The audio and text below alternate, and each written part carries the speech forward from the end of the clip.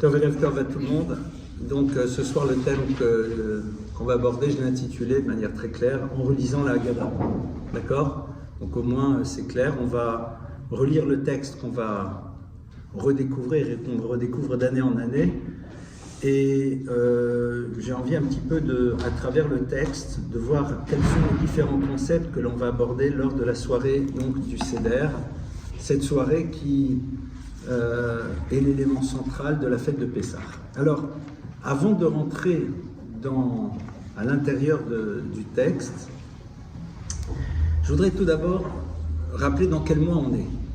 Donc Pessah a lieu donc dans le mois que l'on appelle le mois de Nissan. D'accord ?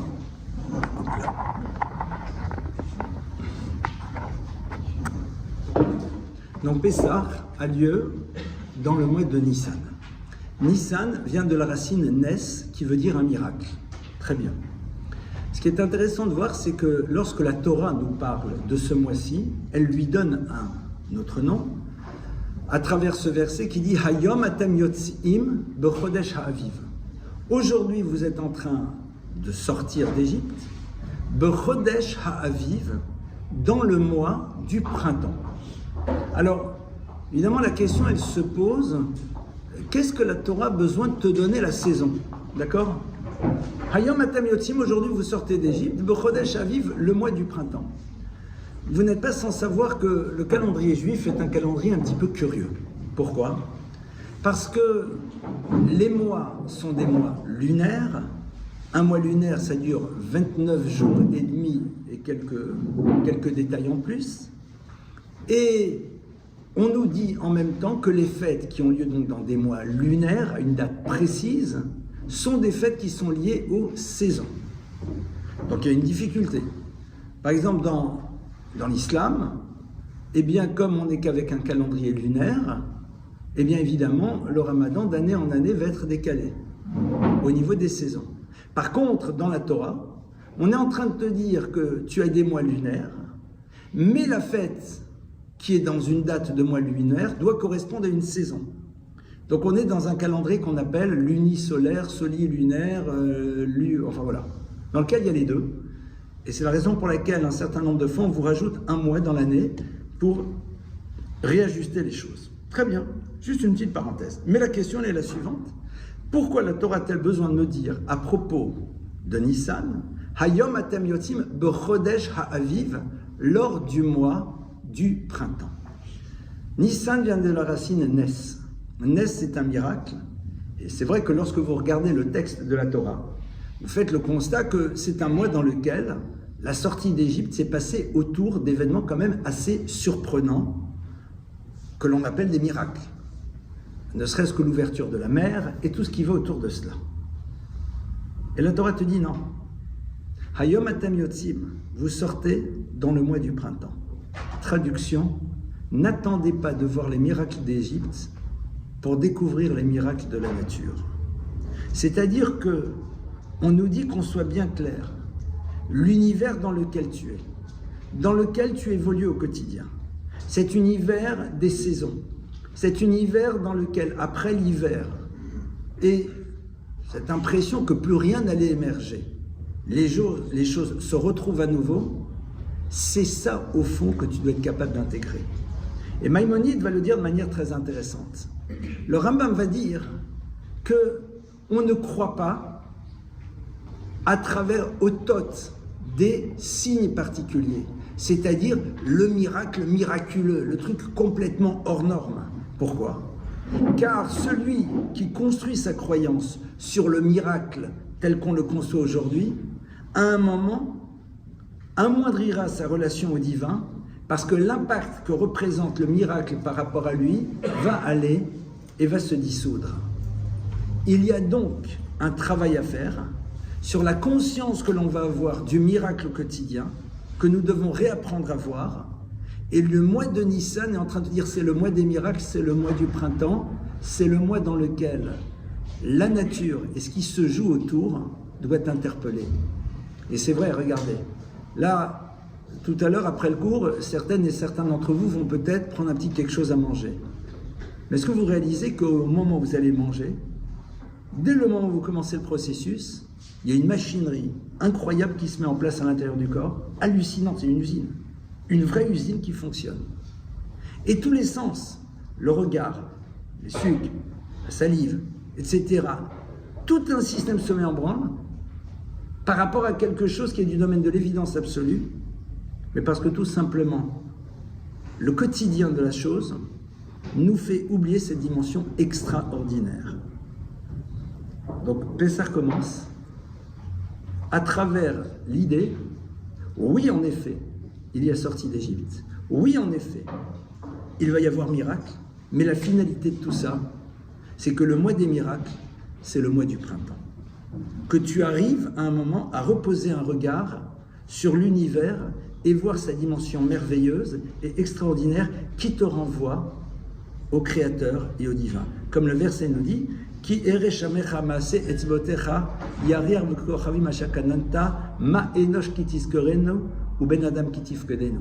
Quand je vois l'univers, la voûte céleste, le système des planètes, l'organisation de l'univers, combien est petit l'humanité qui est face à une telle immensité et qui quelque part réalise que le Créateur est derrière cela. Et c'est intéressant parce que ça nous permet de nous connecter tout de suite à un passage de la Haggadah. Dans la Haggadah, c'est-à-dire dans ce texte qu'on va répéter, qu'on va redire toutes les années, et on va reprendre certaines thématiques, on va dire que Dieu nous sort d'Égypte, Lo al yedei malach velo al yedei saraf ela kadosh baruch hu b'atzmo. Alors, la traduction, c'est la suivante. Dieu ne nous sort pas d'Égypte à travers toute forme d'ange, qu'on appelle malach ou saraf, ce que vous voulez, et là, birvodo b'atzmo, c'est lui-même qui nous sort d'Égypte. C'est joli. Ça veut dire quoi? Qu'est-ce que ça veut dire? Qu'est-ce qu'on est en train de nous dire en nous disant un truc pareil? Au fond, c'est quoi malach? Un ange, c'est une énergie qui est présente dans l'univers, c'est-à-dire un élément qui est là et qui va remplir la mission qu'on lui a donnée. Je vais vous citer le nom d'un malach que vous connaissez toutes et toutes très bien, on en parle régulièrement dans les médias. Il s'appelle Donald Trump. Trump, c'est pas moins qu'un malach. C'est-à-dire, c'est un individu qui a été placé à un instant T à une place particulière parce qu'il a un rôle à jouer au niveau du plan divin. Et quelque part, la sortie d'Égypte pouvait s'organiser à travers la mort subite, à travers crise cardiaque du pharaon, une révolte de palais, que sais-je. Lorsque le texte nous dit c'est pas comme ça qu'on sort d'Égypte, parce que le peuple d'Israël n'a pas la capacité à ce moment-là de voir à l'intérieur de l'histoire la présence du divin. Il faut qu'il se confronte d'abord à ce que j'appellerais la dimension extraordinaire des choses, c'est-à-dire cette dimension complètement bouleversante, celle qui nous interpelle, mais comme point de départ et non pas comme point d'arrivée. C'est-à-dire que quand le texte dit, Dieu dit « je me révèle », traduction, je suis obligé vis-à-vis du peuple d'Israël de me révéler dans une dimension extraordinaire pour qu'à travers cela, il retrouve l'extraordinaire du monde et de la nature. Et donc, on va rentrer dans le texte. On est tout d'abord le soir du Seder et on va être autour de cette table et le point d'entrée à l'époque du temple, c'était d'abord d'amener ce qu'on appelle ce sacrifice de l'agneau pascal. J'aime pas le mot sacrifice parce que c'est très lourd. C'était une consommation qu'on allait faire en famille, c'est-à-dire, en français dans le texte, un méchoui. Concrètement, la famille se retrouvait, il y a un agneau, on tue l'agneau, on le dépaisse, on le fait griller, on s'installe et on mange. Un méchoui. Aujourd'hui, si on ne démarre pas avec l'agneau, ça s'appelle un barbecue, quoi. Avec de la matzah, avec du maroc, tout va bien. Et le texte de la Torah nous dit, c'est par ça que commence le processus. Pourquoi? Parce que l'agneau représente quoi? La divinité égyptienne. Le peuple juif dit que le processus de libération, et c'est ça qu'on va faire passer comme premier message le soir du Seder, c'est de ne pas avoir peur, de montrer que ce qui représente quelque chose pour l'autre ne le représente pas nécessairement pour moi. Je respecte ta vision du monde, je ne la partage pas. C'est-à-dire, à un moment, il n'y a aucune raison que je m'empêche de vivre pleinement ma manière de penser la vie, même si toi, tu as une vision différente de la mienne, dès lors que ma manière n'est pas quelque chose qui génère du mal chez toi. C'est-à-dire, un hindou me demande demain, vous mangez de la vache? Je dis oui. Je comprends que tu n'es pas envie d'en manger. Je comprends que pour toi c'est un truc sacré, il n'y a aucun problème. Je t'obligerai jamais à en manger. Et je respecte profondément ta vision des choses, je la respecte profondément, je ne la partage pas. En 2 mots, le soir du Seder commence d'abord par la capacité de ne pas avoir peur de se positionner. Dans un monde dans lequel tu as le droit de ne pas être d'accord avec une certaine vision des choses, tout en respectant celui qui porte ce regard. La question est de savoir, c'est est-ce que ça se passe dans tous les sens? C'est-à-dire, est-ce qu'on est aujourd'hui dans une société qui accepte que l'autre ait un autre regard, même si elle ne le partage pas, dans la mesure où ce regard ne génère pas une tentative de faire du mal à l'autre au nom de cette philosophie, au nom de ce regard, ce que l'on retrouve de plus en plus. Mais ça, c'est un autre sujet, ce n'est pas le sujet de ce soir. Ça, c'est le point de départ. À partir de là, on commence la soirée. On commence la soirée, on dit, c'est le Seder. Super, ça veut dire quoi le Seder? Ben, le Seder. D'accord? Et ça veut dire quoi? Le Seder, ça veut dire l'ordre. Alors pour comprendre c'est quoi l'ordre, je vais prendre les mots, les lettres, pardonnez-moi, qui constituent le mot Seder, et je vais les organiser autrement. Je vais prendre les lettres du mot Seder, Samer Dalet-Resh, et je les organise autrement. Et je vais obtenir un autre mot, vous savez c'est quoi cet autre mot? Dalet-Resh, Samer, c'est les mêmes lettres mais organisées autrement, et ces 3 lettres comme cela forment le mot Dores. Dores, vous savez dire ce que ça veut dire? Piétiner. Quel rapport y a-t-il entre l'ordre et le piétinement? Il est très simple.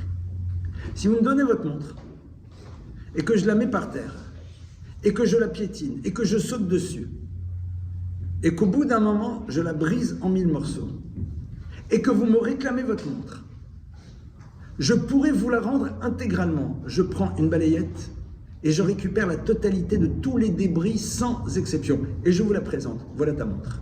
C'est quoi le problème? C'est quoi le problème? Le problème, c'est que tous ces éléments maintenant ne sont pas à leur place. Et comme ils ne sont pas à leur place, ils ne peuvent pas remplir leur fonction. Le Seder, c'est tout simplement se rappeler qu'on construit une histoire à partir du moment où on est capable de savoir quelle est la place de chaque chose et à tel moment de notre vie. Traduit de manière différente, construire une histoire, c'est définir les choses et après être capable d'avoir ce qu'on appelle une gestion des priorités. Vous construisez une société, ne vous préoccupez pas de l'emballage. Regardez si la banque est d'abord prête à investir pour acheter la matière première. On aura toujours le temps de réfléchir aux emballages. Tu crées une association, arrête de te prendre la tête pendant des heures sur le nom. Vois d'abord où tu veux agir. Alors je prends des exemples un peu gros sabots. La gestion de priorité, c'est aussi à quel moment de ma vie je me trouve. Qu'est-ce qui est important maintenant? Sur quoi je dois investir? Quelles sont les choses qui sont fondamentales à cette époque de ma vie, dans le cadre et la situation dans laquelle je me trouve? On est en train de nous dire, le soir du Seder, on t'apprend comment le peuple juif s'est construit. Le peuple juif se construit de manière collective et individuelle à travers cette capacité de savoir à quel moment de ma vie je me trouve et quelles sont mes priorités et qu'est-ce que je dois investir. Pourquoi? Parce que sinon tu es porteur d'une multiplicité de potentialités, tu es porteur d'une multiplicité de potentialités, et ces potentialités qui sont multiples, ben, elles risquent de ne jamais rien produire. Regardez, si je vous pose la question suivante, et je vais peut-être plus m'adresser aux filles qu'aux garçons, mais les garçons sont censés quand même avoir la réponse, sinon ça serait embêtant. Un collier de perles, c'est quoi l'élément le plus important? Il est très simple, c'est le fermoir. Parce que sans fermoir, les perles roulent au sol. On me dirait, c'est pas vrai parce qu'on fait des petits nœuds. Ok, d'accord. Ça c'est pour les spécialistes, mais quand vous ne le savez pas. D'accord? Sans fermoir, le fermoir peut être en laiton. Le fermoir c'est quoi? C'est l'ordre. Les perles, ce sont vos potentiels. Alors, Volpe expliquer dit, si tu veux que tes potentiels roulent au sol et ne produisent rien, ne mets pas d'ordre dans ta vie.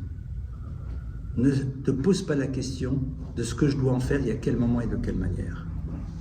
La Kolzmanvet, le soir du Seder, on commence d'abord cette soirée en réfléchissant à ça. Point de départ. Second point, on commence à nous lister toutes les étapes. Et les deux premières étapes, c'est d'abord Kadesh Kiddush. On lève son verre de vin et on va sanctifier le jour. Et après, Rochatz, on va se laver les mains.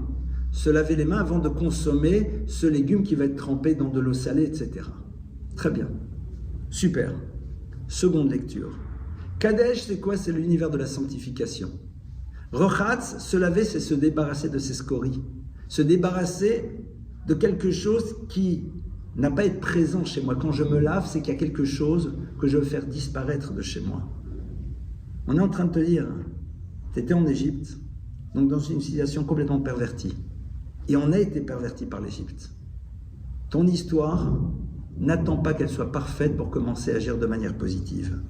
N'attends pas d'évacuer tout ce qui ne va pas pour commencer à agir. C'est comme dans un couple. Si tu attends d'avoir travaillé sur ta colère pour offrir un bouquet de roses à ta femme, tu risques de jamais lui offrir un bouquet de roses. Pourtant, c'est curieux. Je lui dis, je veux faire un acte positif vis-à-vis de toi. Je veux t'exprimer quelque chose. Mais par ailleurs, je sais très bien que je n'ai pas encore fait disparaître la colère, la rancœur, l'absence de parole, le manque de sensibilité. Kadesh ou Rochatz. Si on attend d'être dans une perfection relationnelle ou d'être dans une perfection spirituelle, en évacuant les parties sombres de nous-mêmes et seulement après agir, c'est pas comme ça qu'on avance dans l'histoire. En deux mots, construire une histoire, c'est accepter son incohérence. Le clan Israël sort d'Égypte et ils étaient dans l'idole et ils n'en sont pas complètement débarrassés. Mais ils ont décidé qu'on veut construire. Révèle-toi ce que tu veux à travers l'action positive que tu fais, tout en sachant qu'il y a encore des choses à mettre de côté dans ton histoire. Et celui qui te pointe un doigt, accusateur, en disant « Comment tu fais ça ?» alors que par ailleurs, tu dis « Bienvenue au club des gens qui ont envie de construire. » Parce que celui qui a le désir d'être dans la perfection au niveau de l'évacuation des points négatifs avant de commencer à agir de manière positive, c'est celui qui construit un système pour ne jamais agir. Parce que le temps de faire disparaître toutes les parties sombres de nous-mêmes, je peux vous garantir que ça va se faire en 2 jours. Le soir du Seder, on dit Kadesh. Vas-y, mets tes tefilines. Ah, mais à côté, je mange du porc. C'est pas grave, mets tes tefilines. Mets tes tefilines. Ah, mais je suis pas complètement Shabbat, mange kasher. C'est-à-dire, on est ici dans une action de Kedusha, dans une action d'élévation. Mais cette Kedusha, c'est pas un one-shot. Parce que le mot Kadesh, qui veut dire sainteté, c'est les mêmes lettres que le mot Shoked. Et Shoked, c'est quoi? C'est la constance. Mets-toi dans un processus de constance, à l'intérieur d'une dynamique d'élévation. C'est comme dans un couple. Si tu veux vraiment créer une histoire, si tu veux vraiment faire avancer le couple, commence à agir de manière positive, mais de manière constante. Il n'y a rien de pire que le yo-yo. C'est mignon dans la cour de récré. Mais dans une construction d'histoire, être dans un yo-yo, c'est insupportable. Parce que tu n'arriveras jamais à mettre en place quelque chose de stable. Ça, c'est le point de départ. Et là, on va commencer la soirée. Et on la commence avec donc cette fameuse phrase « Voici le pain de misère que nos ancêtres ont mangé en Égypte. Tout celui qui a faim vienne et mange tout celui qui est dans le besoin fasse Pesach avec nous. » Alors, halachma aniya. On a commencé en disant « Voici le pain de misère que nos ancêtres ont mangé en Égypte. » Alors, je comprends pas. Non, mais dans l'histoire, c'est pas marqué comme ça, monsieur. Monsieur le rabbin, il s'est planté, il s'est trompé. Parce que nous, dans l'histoire de la Torah, on nous dit « Vayafou et tabatsek », ils ont tout de suite fait cuire la fameuse pâte qu'ils préparaient pour la route, parce qu'ils n'avaient pas le temps, velo yachlo leitmamer. Ils n'avaient pas le temps d'y aller.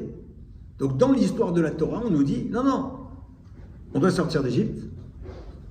Qu'est-ce qui se passe? On prépare les provisions. Moi j'ai dit, il faut y aller, la pâte n'a pas le temps de lever, on cuit tout de suite, on a les galettes, on sort. » C'est le pain de misère.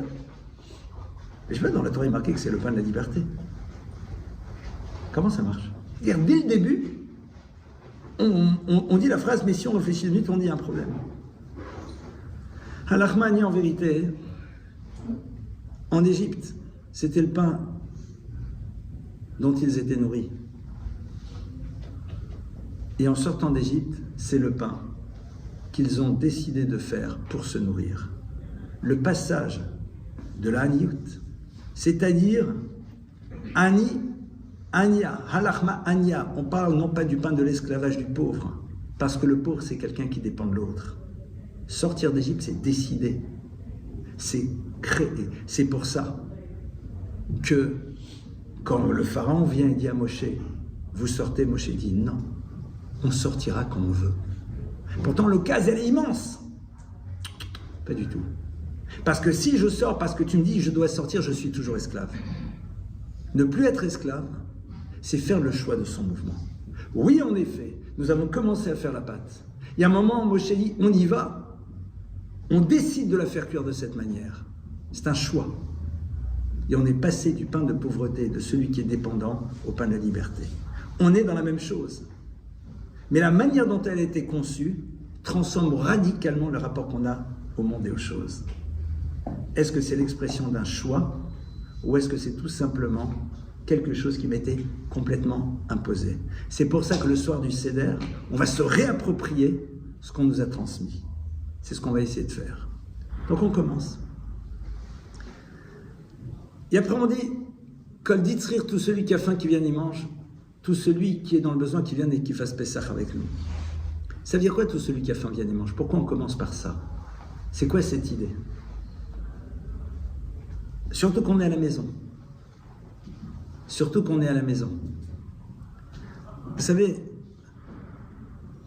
la tendance naturelle de l'être, lorsqu'il est dans sa souffrance, c'est qu'il est focalisé sur elle. On est en train de dire que la force du peuple juif, c'est au moment où il vit sa difficulté, de ne pas oublier de voir l'autre. Kol dirfin et teviachol. C'est-à-dire se rappeler que peut-être quelqu'un en vérité, lui aussi est dans une difficulté. Physique. Seconde difficulté, Kol ditzrir, tout celui qui est dans le besoin. Quelle différence il y a entre celui qui a faim et celui qui est dans le besoin? Disent nos maîtres. Le premier, c'est un besoin physique. Le second, c'est un besoin spirituel. Le soir du Seder, on est là en train de se dire, est-ce que j'assume ma responsabilité par rapport à l'autre? Mais pas juste par rapport à son corps, par rapport au désir qu'il a de donner du sens. Je ne peux pas lui proposer de donner du sens si moi-même je ne connais pas encore le sens. Au début du Seder, on est en train de dire que tout celui qui a faim, qui vienne et qui mange, mais il peut venir, la table est ouverte, il y a ce qu'il faut. Mais on va dire la seconde phrase, tout celui qui est dans un besoin spirituel qui vienne et qui fasse Pessar, c'est-à-dire qu'il se retrouve dans un univers où paix, la bouche, Sar va parler. Un lieu dans lequel il va pouvoir exprimer ses interrogations, ses angoisses, son besoin de comprendre. Mais ce qu'on a sur la table et autour de la table, les mots qui vont permettre de répondre à son attente. Oui, il y aura en effet, suivant les origines, le Msuki ou le Gefilte Fish. Ça, c'est pour la première partie. Mais Kol ditzrir, tout celui qui a ce tzorer, ce besoin, yifsar, qu'il vienne et qu'il fasse Pessar, c'est-à-dire, est-ce que nous sommes prêts à répondre à Pessar? C'est intéressant que Pessar, ça veut dire pass over, Dieu est passé au-dessus des maisons, mais P, la bouche, Sar qui parle. Est-ce qu'on est prêt le soir du Seder à faire en telle sorte qu'on ait cette liberté de dire, de parler, d'exprimer? Mais si l'autre sait qu'il n'aura pas de réponse, comment veux-tu qu'il pose sa question? Donc vous voyez que dès le début, waouh, on pose le cadre et c'est génial, parce que c'est tout un programme qu'on va mettre en place. Super. Donc on avance.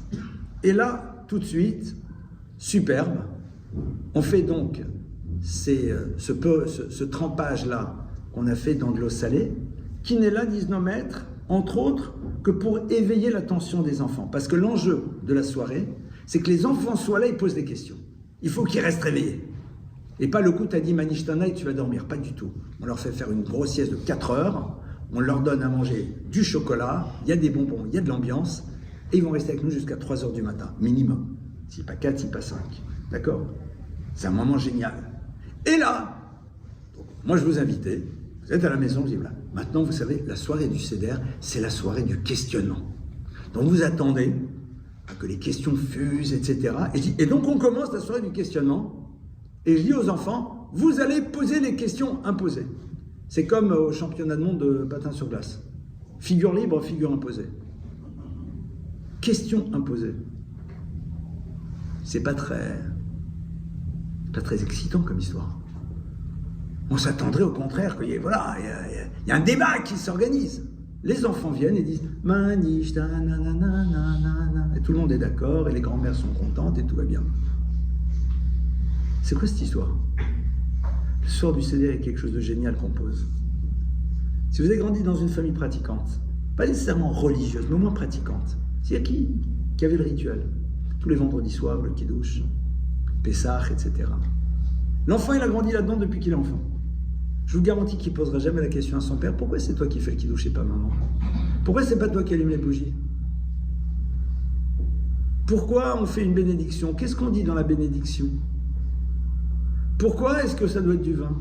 Pourquoi il faut qu'il y ait deux chalotes? Pourquoi il y a des matzot? S'il pose la question généralement, s'il la pose, généralement on entendra comme réponse, c'est comme ça, c'est la tradition. Alors il y a quelqu'un qui a très bien chanté tradition, d'accord? C'est sympa. Comme c'est sympa, why not? Mais au bout d'un moment, c'est pas très nourrissant si ce n'est le repas, quoi. Le soir du Seder, on dit, c'est-à-dire quand le parent amène l'enfant à poser ses questions, il dit au fond, le but c'est quoi? C'est que l'enfant n'ait pas peur de poser des questions sur les évidences. Et au fond, pourquoi il faudrait manger? Et je vous pose la question très simple. Le soir du Seder, qu'on est tous là, et qu'on va sortir les matzot pour les manger, je vous propose de poser la question, c'est quand le couscous boulette? Effroi dans la salle, panique, mais surtout pas, c'est du chametz. Et c'est quoi le problème? Ben on ne peut pas. Pourquoi on ne peut pas? Pourquoi on ne peut pas? Il faut manger de la matzah, souvenir. Il n'y a pas de problème. On a les matzot, on les a payées 25 € le kilo, elles sont là, elles sont trucs, on va en manger, voire même on fait un moment d'arrêt, de réflexion, de machin, de ce que vous voulez, de méditation, on raconte l'histoire, la sortie de l'Égypte, le machin là, on fait une belle ambiance, on mange notre matzah, et après on se fait un couscous boulette. On s'est rappelé qu'on a mangé des matzot à la sortie d'Égypte. On s'est rappelé que nos ancêtres ont mangé des matzot aussi en Égypte. Super! Next! Posez la question et attendez la réponse. Souvent, on risque de ne pas l'entendre. Un enfant, le soir du Seder, on dit, mais mon frère, mon enfant, il va falloir que tu te poses la question aussi. C'est-à-dire, il y a un mot qui doit pas être présent dans la soirée du Seder, même si on l'utilise, c'est le mot, c'est la tradition. Non. Il y a une raison. Il y a quelque chose qui se joue derrière.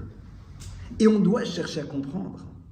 Parce que si tu ne comprends pas le sens, quelque part, comment tu pourras le transmettre?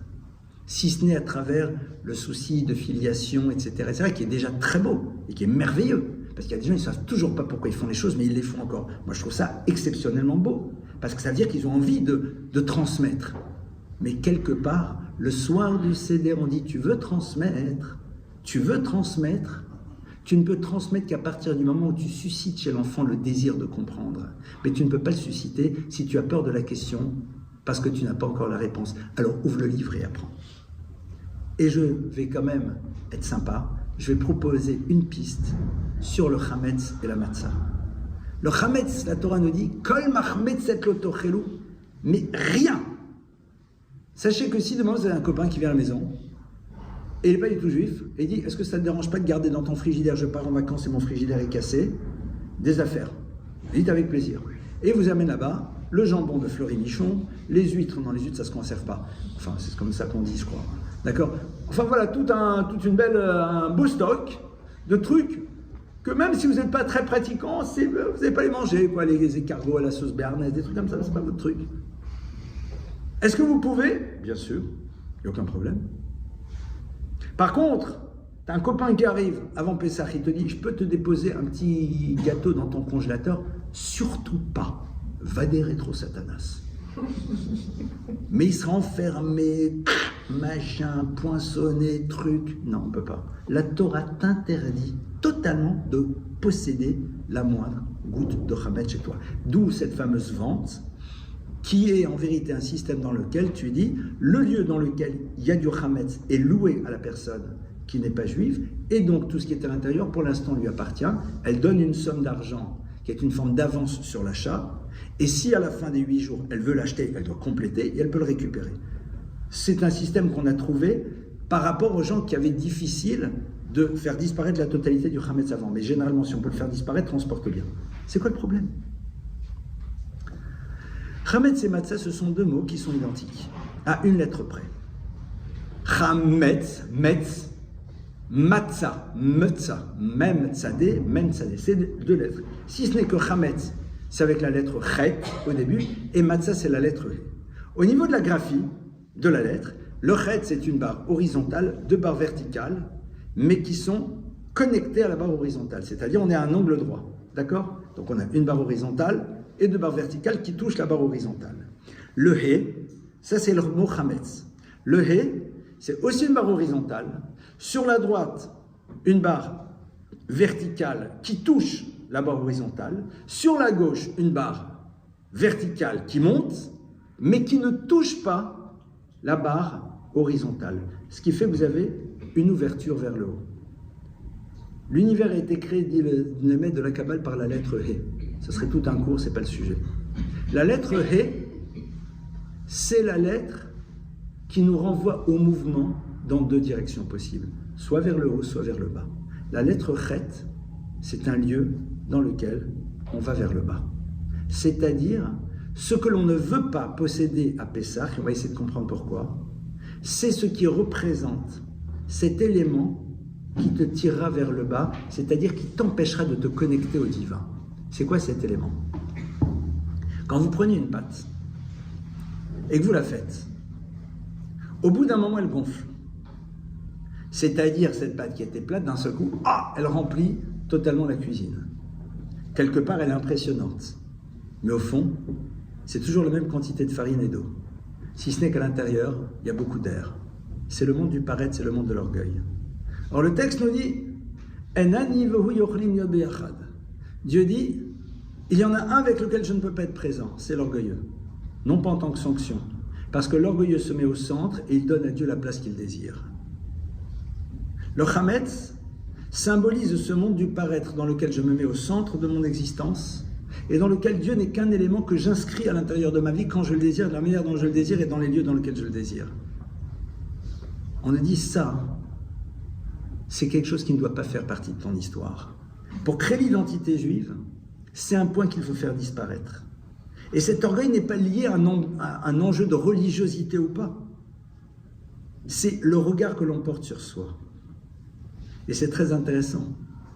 Comment est-ce qu'on arrive à ne pas sombrer dans l'orgueil? Comment est-ce qu'on fait?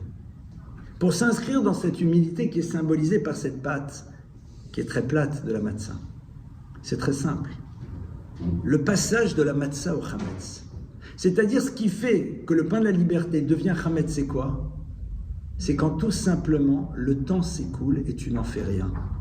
Une pâte, tant que vous la travaillez, ne devient pas Hametz. Tu peux la travailler des heures. Parce qu'en la travaillant, elle ne peut pas gonfler. Si à un moment, tu arrêtes de la travailler, elle gonfle. Traduction, double. C'est le travail sur soi constant qui te permet en effet de ne pas sombrer dans l'orgueil parce que tu vois tous les points sur lesquels tu dois travailler. Tu as conscience de ton imperfection, non pas de manière stressante et lourde, mais tu vois que tu es un être en devenir. Et de quoi je vais m'enorgueillir alors que j'ai conscience qu'il y a encore tout un chemin que je dois parcourir dans tellement de domaines. Mais qu'est-ce qui m'aide à créer cette dynamique du mouvement? Qu'est-ce qui m'aide à mettre en place ce travail sur moi? C'est très simple. C'est la conscience que j'ai de ce que veut dire être libre. Et c'est quoi? La liberté, c'est avoir la maîtrise du temps. La matzah, symbolise l'univers dans lequel j'ai appris à être dans la maîtrise du temps. C'est-à-dire que j'ai conscience de la valeur du temps, dans sa dimension quantitative et donc à terme qualitative. C'est-à-dire le temps, je peux lui donner une épaisseur, une densité dès lors que je décide de l'utiliser comme je le dois. Et c'est ça en effet ce qui permet de ne pas tomber dans le Hametz.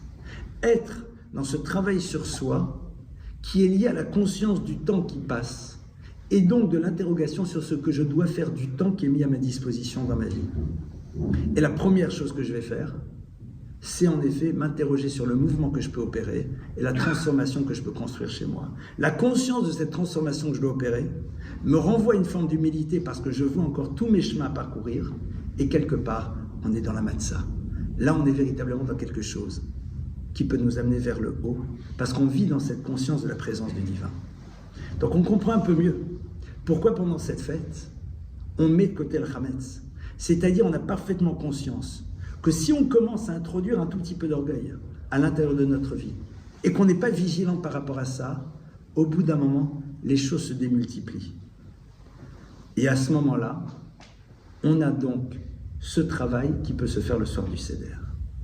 On va avancer. On va avancer, donc il y a ces 4 questions.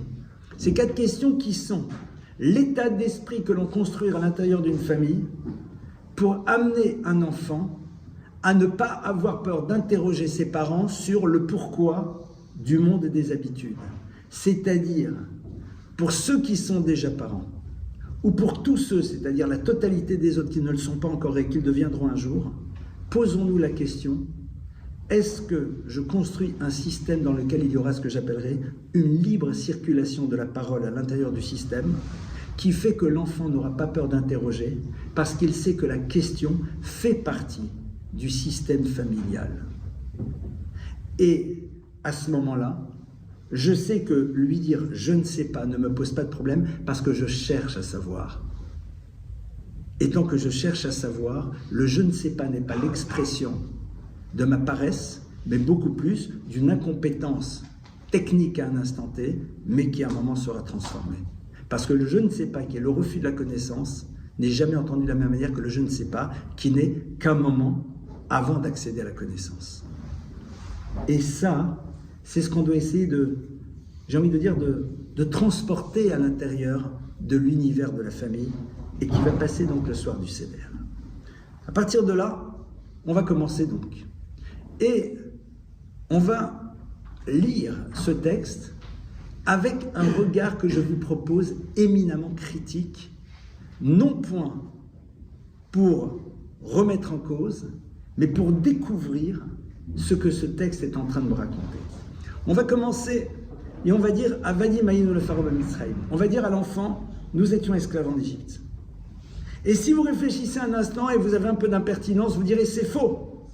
Nous n'étions pas, ils étaient. Nous n'étions pas. Et d'ailleurs, on va le dire à la fin du texte. Et si Dieu n'avait pas sorti nos ancêtres d'Égypte, donc tu vois bien que tu parles de nos ancêtres, enfin c'est ce qu'on veut. Nous étions ou nos ancêtres? Tu dis bien nos ancêtres. Ici, on est en train de nous dire la chose suivante. Nous étions, parce que les âmes du peuple d'Israël étaient en esclavage en Égypte. Ça veut dire qu'on a tous été atteints, mais ça va plus loin. On pose ici l'enjeu de quelque chose, on se concentre. On pose ici l'enjeu de quelque chose que l'on va appeler aujourd'hui dans notre monde moderne le transgénérationnel. Il y a quelque chose qui est passé. Et vous savez que le texte nous dit « Va'avtem et hager, ki geri me'item beretz Mitzrayim » vous aimerez l'étranger, car vous étiez vous étrangers en terre d'Égypte.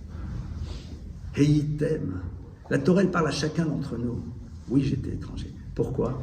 Parce qu'il y a quelque chose qu'on cherche à préserver à l'intérieur de l'identité, c'est le souvenir d'une expérience qui nous permet de mieux gérer la relation aux expériences auxquelles on sera confronté dans notre existence. J'ai besoin de préserver le souvenir, non pas juste historique, mais de quelque chose qui s'appelle ce sentiment d'être étranger pour mieux comprendre celui qui à un moment se sentira étranger face à moi. Pourquoi? Parce que si j'ai vécu cette expérience, c'est que je dois maintenant l'utiliser pour construire mon histoire future.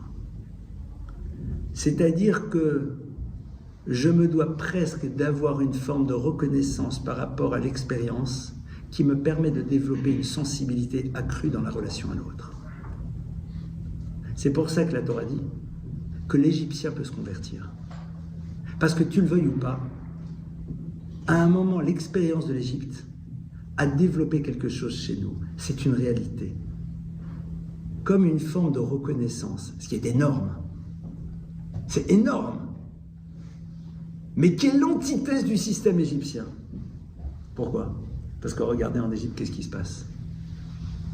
Vayakom melech chadash al Mitzrayim asher lo yada et Joseph, dit le texte. Se lève un nouveau roi en Égypte qui n'avait pas connu Joseph. Dites-moi, vous savez combien de temps il a régné Joseph en Égypte? 80 ans. De l'âge de 30 ans jusqu'à l'âge de 110 ans. Tu te rappelles plus?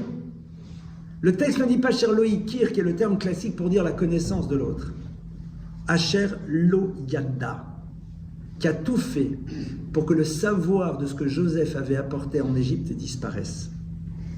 Parce que l'Égypte, c'est le lieu dans lequel on ne veut pas avoir de reconnaissance pour ne pas se sentir à un moment redevable. C'est-à-dire, c'est un monde dans lequel j'efface ce que l'autre a pu m'apporter pour me permettre de me sentir moins mal quand j'agirai comme je le désire par rapport à l'autre. C'est ça l'Égypte. Et quand on sort d'Égypte, qu'on a été imprégné d'un système pareil, il va falloir aller complètement à l'extrémité, complètement de l'autre côté. Développer au contraire à fond cette dimension de reconnaissance, parce que l'absence de reconnaissance, c'est la meilleure manière d'exclure l'autre de mon histoire. Et c'est pas pour rien qu'on nous demande tous les jours de développer la reconnaissance dans la relation à Dieu. Parce que si tu es capable d'être reconnaissant, tu auras toutes les bonnes raisons pour à un moment faire disparaître l'autre de ton histoire. C'est pour ça que pour la Torah, c'est tellement important. C'est pour ça que c'est quelque chose qu'on doit préserver, garder et renforcer.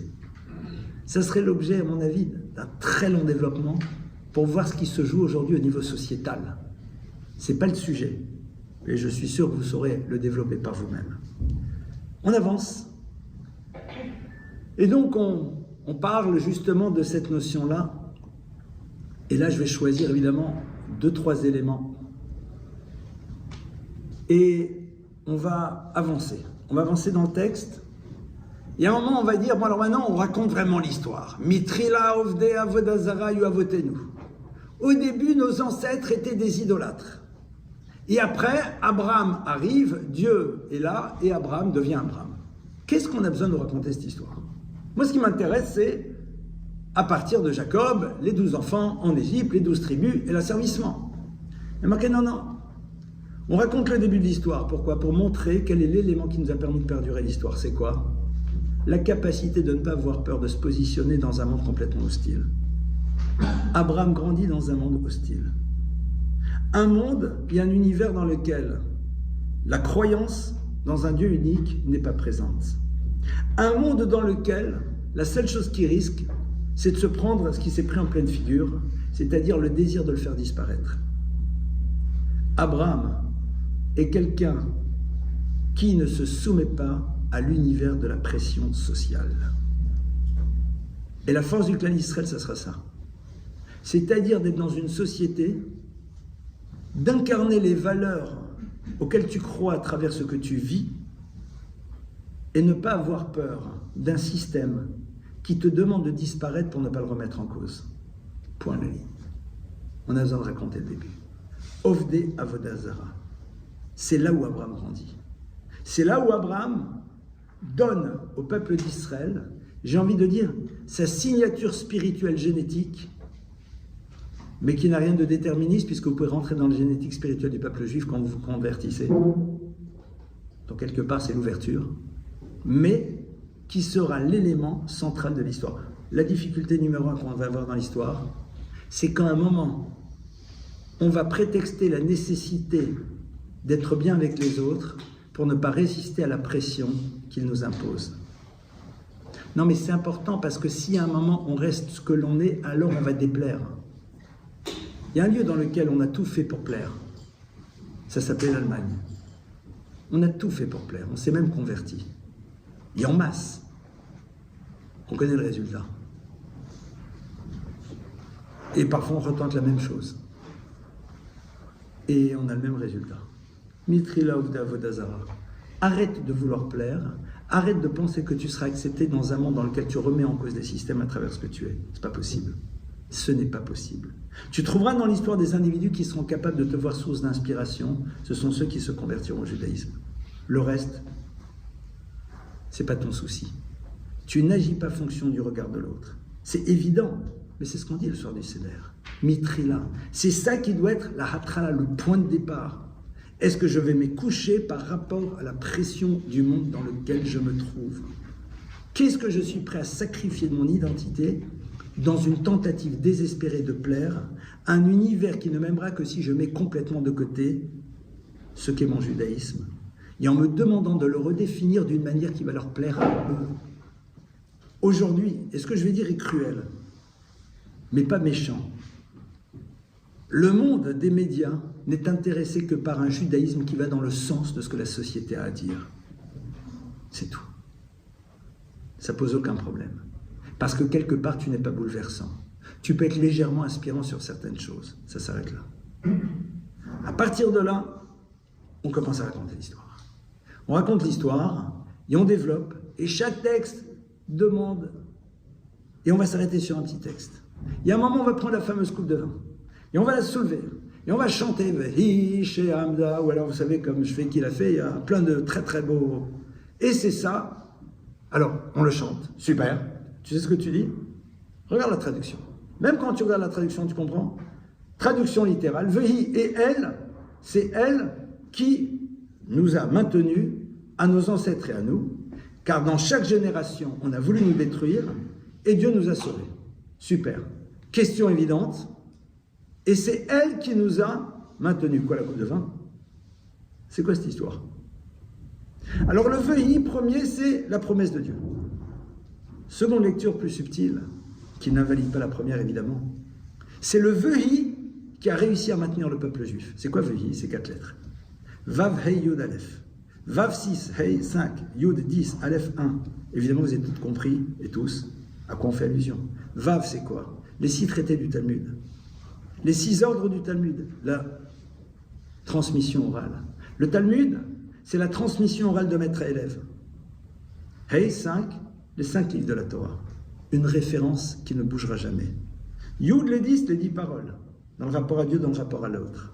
Aleph 1, la relation à Dieu. Qu'est-ce qui nous maintient dans l'histoire? La capacité de comprendre qu'on a une transmission. Savoir qu'on a une référence qui ne sera jamais à géométrie variable. On sera plus ou moins loin de la référence. Mais la référence ne cherchera pas à s'adapter aux désirs d'une société. Elle sera là et on cherchera à voir qu'est-ce qu'elle a à nous dire. Après, on ne s'arrête pas à la philosophie des choses, on passe à l'acte. Parce que l'acte, c'est une manière de valider ta croyance. Parce que tant que tu n'es pas capable d'agir, tu n'as aucune certitude que ce que tu le penses réellement. Dans la relation à Dieu comme dans la relation à l'autre. Je t'aime, prouve-le. Super Dieu, concrètement, tu lui fais confiance. Quand il te dit de faire la mitzvah, tu crois que c'est pourquoi? C'est quoi le but? Qu'est-ce qui se joue derrière? Et le Aleph, cette foi dans le fait qu'il y a un créateur à l'univers et que l'univers et la vie a du sens. Vehi she'amda, c'est ça qui a été debout, qui nous a permis de tenir dans l'histoire. Donc vous voyez, on a des lectures à plusieurs niveaux. Et puis on avance. Et puis vous comprenez maintenant pourquoi une soirée de Seder, ça peut durer jusqu'à 5 h du matin. Parce que on a fait une fraction. Une toute petite fraction. Et ce n'est pas un effet de manche que je vous fais. 5 h du matin, c'est... Alors on n'est pas obligé. On peut le lire à toute vitesse et c'est très bien aussi. Mais on arrive à un moment fondamental. Le moment dans lequel on va manger la matzah. Ta-ta-ta-ta. Super. Alors, à table, déjà, quand vous avez des enfants, c'est important de leur dire, vous savez, si ton arrière-arrière-arrière-grand-père venait à table, il ne serait pas du tout dépaysé. La seule chose qui le surprendrait, c'est l'électricité, la plata, l'eau courante, les toilettes sont plus au fond du jardin. Ouais, ta grand-mère, elle dirait, c'est pas mal comme plan. D'accord? C'est sympa. Mais sur le reste, détente. On lirait le même texte, on le comprendrait de la même manière, on mangerait les mêmes choses, tout va bien. en dehors des éléments techniques présents, c'est la même chose. Ok. Et donc, déjà, c'est un premier point qui est quand même assez puissant. Après, on va prendre cette fameuse matzah. Cette matzah, de préférence, qu'on a faite à la main. Et aujourd'hui, ça se vend, d'accord? C'est peut-être, pour certains, pas le meilleur goût, mais c'est la matzah du Seder. Et c'est celle qu'on a toujours mangée. Maintenant, si on mange des matzot fait à la machine, c'est bien, mais de préférence qu'on appelle shmura, c'est-à-dire qui a été faite spécialement pour la soirée du Seder, avec des caractéristiques un peu spéciales, je ne rentrerai pas dans les détails. Et là, si vous venez chez moi à la maison, chez nous, pardonnez-moi, c'est pas chez moi, c'est chez nous, à la maison, le soir du Seder, alors si vous venez l'après-midi, vous allez me voir, d'accord, moi personnellement, d'accord, être en train de faire une opération assez surprenante. Je suis dans la salle à manger, j'ai plein de sachets en plastique, j'ai une pile de matzot, j'ai une balance électronique, et je coupe les matzot et je pèse. Et je pèse, et je fais en telle sorte qu'il y a au moins 28 grammes dans chaque sachet en plastique. Petit sachet comme ça. Et après, idem pour le réfort. Chez nous, les Ashkénazes, on prend du réfort ou la salade, généralement on met les deux. Je pèse, je mesure et je mets dans des petits sachets. Alors dans le réfort, généralement, je le prépare et je le distribuerai comme ça. Et après, au moment où on va faire motzi matzah, tout le monde est installé, je donne à chacun son petit sachet, mais avant je dis, attention, vous devez manger l'intégralité de la quantité qui est là, en moins de 4 minutes, et coucher sur le côté gauche. Comme vous êtes des gens très respectueux, vous le ferez. Mais j'attends la personne qui va me dire, écoutez, moi la matzah, c'est pas, je digère, hein, mais c'est pas mon truc. Mais je vous promets, écoutez, regardez, donnez-moi un petit morceau. Je vais faire la bénédiction, je vais super me concentrer, je vais faire même peut-être un moment de méditation, peut-être un petit chant pour ambiancer le truc. Je la mange, vous ne savez pas comment je vais vivre le truc. J'ai dit non. Et pourquoi? Je dis parce que la Torah t'a dit que tu dois manger de la matzah. Il dit mais j'ai mangé. Je dis non, t'as pas mangé. Comment je peux? T'as pas mangé. On s'arrête là? Très bien. Vous venez chez moi et vous voyez que j'ai fait une super mousse au chocolat. D'accord? Vous me dites, une belle coupe, vous me dites, je peux goûter, comme je suis un gars sympa, je dis goûte. Je reviens un quart d'heure après, il y a la moitié du bol qui a été mangé. Je dis, je dis, mais j'ai goûté. Je dis, t'as pas goûté, t'as mangé. Je dis, non, j'ai goûté. Mais moi, je considère que t'as mangé. Je dis, oui, mais pour moi, j'ai goûté. Je considère que je mange si j'ai mangé la moitié et un peu plus. Qui a raison? Tous les deux. Parce que tu as une vision de ce que ça s'appelle manger, j'ai une vision de ce que ça s'appelle manger. Tu as une vision de ce que ça s'appelle goûter, j'ai une vision de ce que ça s'appelle goûter. On va voir dans un couple. Écoute, chérie, ce soir je repars au paddle. Non mais t'étais déjà hier et avant-hier. Attends, une femme qui aime son mari, c'est une femme qui le laisse sortir au paddle tous les soirs. Ben c'est pas ma vision de ce que ça veut dire. Ah mais c'est ma vision de l'amour. On fait quoi? Promsdos, le soir du Seder, on te dit, mon frère, ma sœur, qu'on soit bien clair, dans la vie, il faut avoir une référence. Et nous, on a une référence. La Torah, elle te dit, manger, c'est ça. Tu manges moins, ça s'appelle pas manger, ça s'appelle goûter. Tout va bien, mais tu n'as pas mangé. Parce que la Torah, dans tous les domaines, elle te dit, mais qui donne la référence? Si c'est toi qui la donnes, l'autre, il va la donner. La CPI a décidé que quelqu'un qui met des bombes sur un endroit, et il y a malheureusement des dommages collatéraux, ça s'appelle quelqu'un qui doit être condamné pour crime contre l'humanité. Super.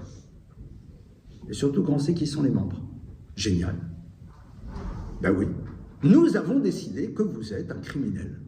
Parce qu'en vous défendant, vous n'avez pas averti les bombes qu'il faut s'arrêter juste là et pas ailleurs. Eh bien pour nous, ça s'appelle criminel. Super. Tu dis quoi? Rien. Pourquoi? Parce que toi, dans d'autres domaines, tu dis, ben pour moi, la Torah, le plus important, c'est ça.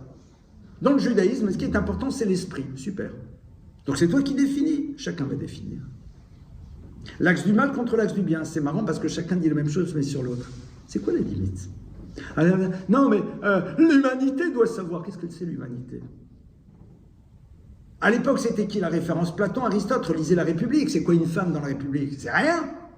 Ça ne possède pas, ça n'a pas le droit de posséder, ça n'a pas le droit de vote, c'est rien. C'est Platon. Ouais, mais relisez. Et aujourd'hui, je considère qu'un enfant ne peut se construire que si tu lui dis que tu as le choix de savoir à partir de 8 ans si tu es un garçon ou tu es une fille. C'est ça qui va l'équilibrer. Super. Vous savez la fameuse phrase, moi personnellement, je pense que le soir du Seder, quand vous mangez la matzah et la quantité de matzah, alors si vraiment vous ne supportez pas, vous pouvez manger que 14 grammes. Il y a une opinion qui dit 14 grammes, c'est déjà bien. Donc tout va bien, c'est pas énorme. Soir du Seder, on est en train de te dire, mais construire une histoire, savoir une référence claire.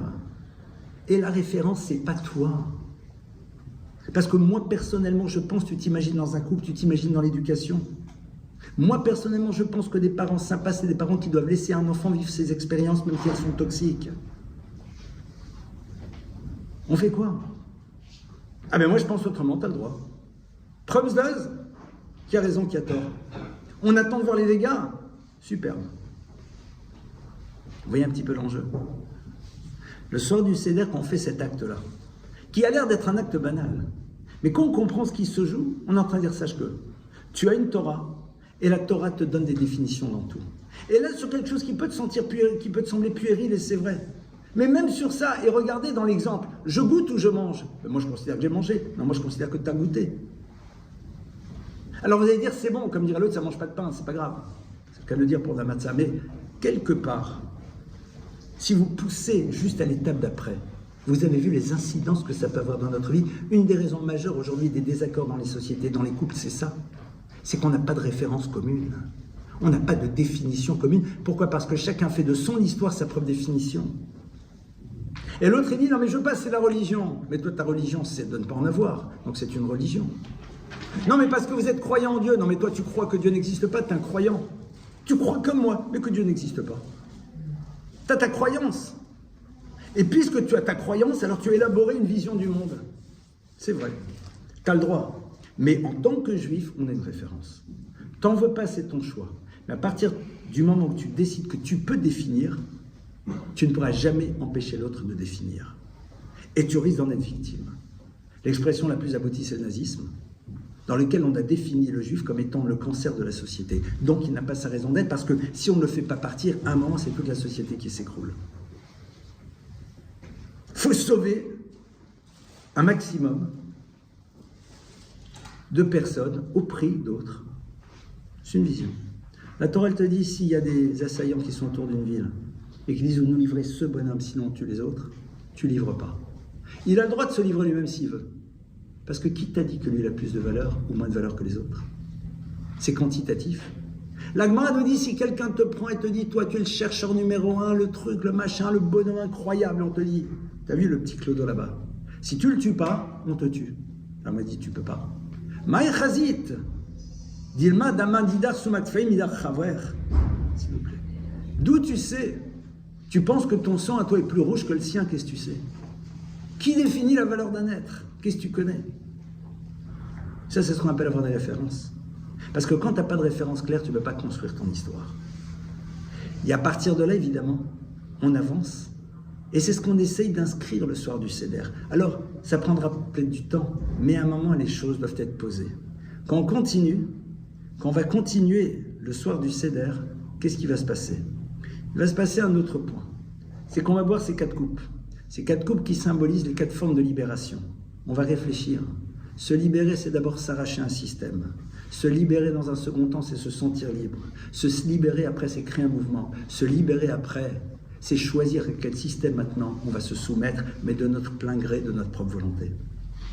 C'est pour ça qu'elles sont importantes, ces 4 coupes. Maintenant, il y a énormément d'autres choses. Vous ne pouvez pas vous imaginer la richesse absolument incroyable de ces textes. Et tout l'enjeu, c'est de savoir au moins les dire. On peut les dire en français. Et là, je rentre dans quelque chose d'ultra concret. Le soir du Seder, si vous faites votre Seder jusqu'à 5h du matin, c'est bien. Si vous le commencez à 21h15 et vous le finissez à 23h, c'est très bien. Pourquoi? Du moment qu'on a fait ce qu'on devait faire. On doit lire la Haggadah. La lire, si vous ne savez pas la lire en hébreu, lisez-la en français.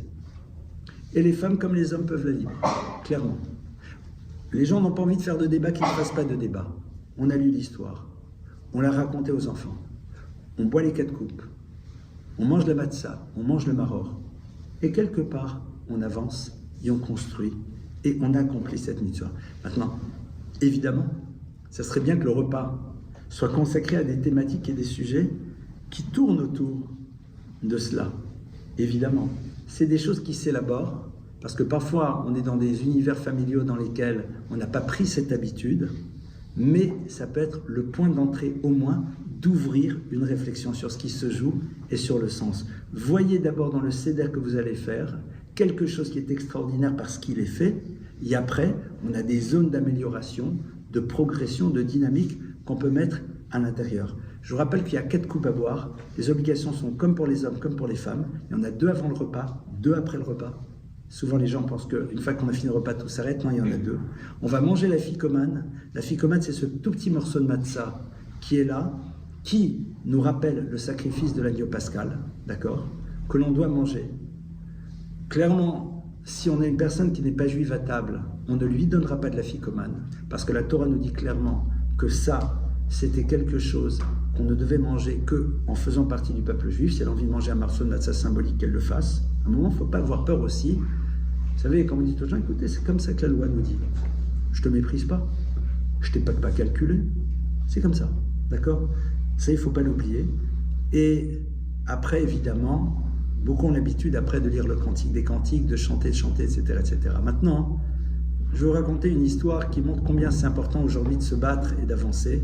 Cette histoire, je l'ai entendue d'une personne qui n'est plus de ce monde, qui s'appelait le Raphaël Sigler, avec qui on a eu le bonheur, il y a des années de faire des séminaires. Nous, on les organisait, lui était un des intervenants. Et quelqu'un qui a eu tout un parcours, c'était un ami de Cohn-Bendit. Il a fait mai 68, après il a fait un retour au judaïsme, quelqu'un d'assez incroyable, physicien. Il a l'habitude de raconter cette histoire merveilleuse. Je vais vous raconter qui est en rapport avec Pessah. L'histoire n'a jamais eu lieu, mais elle est très belle. D'accord? C'est l'histoire d'un bonhomme qui n'est pas juif, et qui est, on va dire, dans un petit village de Pologne, à Stettel. Et il arrive là-bas, et puis il n'a pas mangé depuis 2-3 jours. Un pauvre homme. Et il va là-bas, il rencontre un petit juif qui n'a pas l'air aussi d'être très riche, et lui dit, dis-moi, j'ai très faim. Tu sais où je peux manger? Il dit, écoute, ce soir, les juifs font une fête. Je vois que tu n'es pas juif, mais tu vas voir, ça va bien se passer. Ils ont une fête, et dans cette fête, on dit, quiconque a faim, vienne et mange. Donc tu sais ce que tu vas faire, tu vas aller dans la synagogue, tu vas mettre un couvre-chef, et tu fais comme eux. Quand ils se lèvent, quand ils se baissent, quand ils font la gymnastique, tu fais la gymnastique avec tout le monde, et après, tu vas voir, quelqu'un va sûrement venir t'inviter. Maintenant, sache que le début du repas, d'abord, ils prennent un verre de vin, et quand on se lave les mains, c'est qu'on va commencer le repas. Le gars, il dit, bon, il va à la synagogue, il se lève, il fait la gymnastique, super. Et quelqu'un vient le voir, dit, vous avez où manger? Il dit, non, venez à la maison. Ah, génial. Génial. Il arrive et voit une table dressée, super. Il se dit, oh là là, quelle chance, ici. C'est un bon plan. Et en effet, comme on lui a dit, on met à tout le monde un verre de vin, etc. On lui dit, attention, il faut boire le verre de vin un peu couché. Bon, il dit, bon, c'est peut-être des traditions. Il dit, je ne vais pas trop manger. Non, mais c'est pas grave, il faut boire la majorité. Bon. Il fait ça, il voit que le bonhomme, il prend le verre de vin, il raconte une histoire au verre de vin, il ne sait pas ce qu'il lui dit. Après, on dit, Urchatz, on va se laver les mains. En vérité, vous savez que le soir du Seder, on se lave une première fois les mains avant de faire le trempage, et après, on lit toute la Haggadah, et c'est seulement après qu'on va se relaver les mains avant de manger la matzah. Donc lui, il n'est pas au courant, on se lave les mains, génial, on va manger. Et en effet, on vient à table, et là, on fait passer, alors c'est une tradition ashkénaze, suivant des radis. On dit à chacun, voilà, tu prends un radis, tu le trempes dans l'eau salée et tu le manges. Il dit, je ne peux pas voir 3-4. On lui explique, non, parce que si tu manges trop de radis maintenant, il y a un problème au niveau de la bénédiction. D'après, enfin, c'est un truc un peu technique. Il ne faut pas en manger trop. Il dit, bon, c'est un apéro limite, mais bon. Il fait son truc, il mange son radis. Et là, il voit que tout le monde ouvre un livre. Comme il ne comprend pas les bruits, il se dit, bon, ils ont peut-être la tradition de faire des bénédictions avant et peut-être de dire à voix haute le menu. Donc il commence, et il voit qu'il commence à lire 5 minutes, 10 minutes, un quart d'heure, 20 minutes. Il y a un qui lève la main et dit, ah, j'ai pas compris. Il dit, laisse tomber, qu'est-ce que t'as pas compris? Et il a dit. Et il commence, au bout d'1 heure, il n'en peut plus, il n'a rien compris. Et le maître lui dit, on reprend un verre et on reboit couché. Il dit, celui-là, il va me coucher, ce deuxième verre. Il le reprend, il boit son verre. Après, il dit, on se lave les mains. Il a oublié qu'on s'est déjà lavé les mains, c'est pas grave, on se relave. Et là, il arrive, tout le monde se rassoit et voit qu'à un moment, il ouvre un plateau et il sort comme des bouts de contreplaqué. C'est les matzot faites à la main un peu. Il distribue à chacun et dit tu manges le truc couché. Ah, il prend, bien sûr, c'est pas la brioche de chez machin. C'est un peu dur, il avale son machin. Il dit là, il y a un truc qui va pas. Et là, on dit maintenant maror. Il dit c'est quoi? On dit c'est la salade. Il dit bon. Mais comme c'était des ashkénazes, c'était du réfort. Vous savez que chez nous à la maison, quand on prépare le réfort, vous rentrez dans la cuisine, généralement c'est que les garçons qui le font. Vous les voyez, vous avez l'impression que c'est des terroristes. Lunettes de ski, fermées jusqu'ici, c'est d'une puissance incroyable. L'arissa, c'est la rigolade à côté. Le réfort, la racine de réfort, et chez nous à la maison, on la râpe, mais il y en a, moi entre autres, qui la prenons en morceaux. Donc ça dégage bien. Ok. Et là on lui dit maintenant, tu vas prendre ça et tu vas le manger. Il dit je dois me coucher. Il dit non, ça va te coucher tout seul. Il prend le truc, il se demande ce que c'est, il commence à croquer. Ah, l'horreur. Là il dit bon, ils ont chopé que je ne suis pas de chez eux, ils sont en train de faire un plan. S'ils continuent, je dis que je dois aller aux toilettes et je m'en vais. C'est une cata. Et à ce moment-là, le maître de maison dit on reprend le bout de contreplaqué, on remet la salade entre les deux, on fait un sandwich et on remange couché. Donc il dit ça. Qu'est-ce qu'il fait? Il dit ouais, j'arrive. Il s'en va, il n'en peut plus, dehors, il va dormir. Le lendemain matin, il rencontre le petit juif qui lui avait dit vas-y. Il dit ça me fait plaisir de te voir. Il dit ouais, ça s'est bien passé. Il dit bien sûr que ça s'est bien passé. Et il commande ouais, salty, machin, les coupes de vin, le truc, la salade, il n'en peut plus. C'est horrible. Le dit espèce d'idiot. Comment espèce d'idiot? Espèce d'idiot. T'es parti 1 minute avant le repas. C'est quoi cette histoire? Rappelons-nous que le peuple juif, on a vécu beaucoup de maror. On a mangé beaucoup de matzah, qui était le pain de misère. Et certains se lèvent et partent 1 minute avant le repas. On est peu de temps avant le repas. On est dans une période dans laquelle, quelque part, ces événements, on les a vécus. Nos ancêtres les ont vécus. Nos parents les ont vécus. Et là, on est peu de temps avant que justement les choses s'ouvrent. Quelque part, l'enjeu, c'est de valider l'histoire de nos parents en continuant à être les maillons forts de la chaîne du clan Israël. C'est ce que je nous souhaite. Que Pessah qui arrive soit ce qu'on appelle Pessah Kasher V'Sameach, un Pessah heureux, un Pessah dans lequel il y a de la joie, et que très rapidement, on arrive véritablement à ce qu'on appelle la Geoula, c'est-à-dire la libération totale, aussi bien du clan Israël que de l'humanité. Je vous remercie pour votre écoute.